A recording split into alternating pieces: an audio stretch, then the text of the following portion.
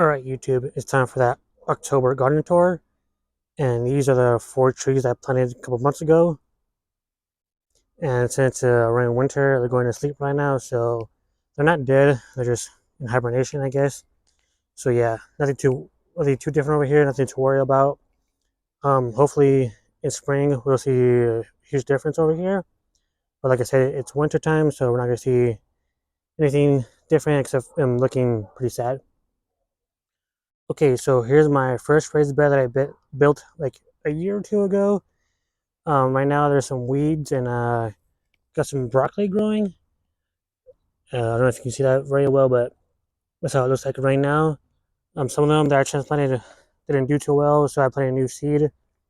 So we'll see how well that does. But yeah, this is my free backfill raised bed. If you remember, I used peat moss and my native soil, mixed it together, backfilled this raised bed, and then it's planted into it. It's pretty simple, pretty cheap. And yeah, that's the first raised bed. The second raised bed, at first I filled it with my native soil and shredded paper, and then I tried to grow beans in here, but that failed.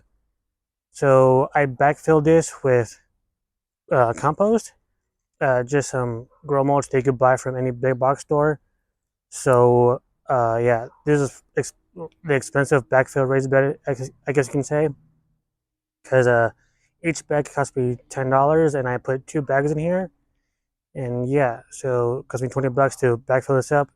As you can see, it's pretty low again. I'm trying to fill it up again. Maybe I'll do the same thing next year. But yeah, I'm trying to grow some red acre cabbage and other cabbages. Um, there's the only one I can see visually right now. But I'm pretty sure there's some other small seeds that's coming up. But yeah, this is the second raised bed with cheap or the expensive backfill raised bed. All right, let me show you the other 2 raised beds. Okay, so this is my 4x4 raised bed. I still have these peppers growing. Well, they're not growing anymore; they're dead. But I need to harvest them and then probably dehydrate them because I don't know what else to do with them. But yeah, this is just basically backfilled with my native soil, and that's it. I put cardboard and bricks just to keep it from blowing away. But yeah, I can't remember what I was trying to do, but I grew some peppers. You can see they did pretty well. But yeah, it's dead. In the weekend, I'm gonna probably do something with this and try to grow some dinosaur kale. So keep up with me. So please hit the subscribe button. Over here, I was trying to grow some pole beans, like green beans, but they haven't sprouted yet. And I was trying to grow some greens in this one, but like I said, they haven't sprouted. But this one, you can see the leafy greens are starting to sprout, trying to come up. And this one has a green bean. This one hasn't come up yet, and this one has a green bean. It's just a seedling still, so we'll see what happens. Luckily for me, my winters aren't too harsh, so I'm pretty sure the green bean can survive. And you can see over here, the sorghum Sudan grass is finally starting to die in this 4x4 raised bed. So as soon as my lettuce is ready to transplant, I'm gonna transplant it in here. But yeah, before that is even ready, this is what the raised bed looks like. You can see some of the sorghum is starting to go to seed, but not too much. So hopefully I won't have a bunch of seeds growing back next year. If you saw my short from not too long ago, you'll know that I'm trying to grow a blue kale in here. I planted that almost a week ago now, so it hasn't sprouted yet. So yeah, I'll keep you guys updated on how this is going. But over here is my citrus trees. There's one, there's two. But yeah, I'm using this clothing to try to keep it warm for my winter because we are beginning down to the 30s, low 30s, high 20s. So even though it looks kind of sad, it doesn't look too bad. So I'm pretty happy with how the citrus looks, even though we begin down to the 20s or high 20s, low 30s for the past week, 4 or 5 days. This is a blueberry that I planted not too long ago, and I'm pretty sure this is another blueberry that I'm planning to grow too. So They could get down to the 20s, so I'm not too worried, or negative 20s, so I'm not worried about those getting dying from my winter. This is a boysenberry. Again, it get down to the negative 20s, so I'm not too worried.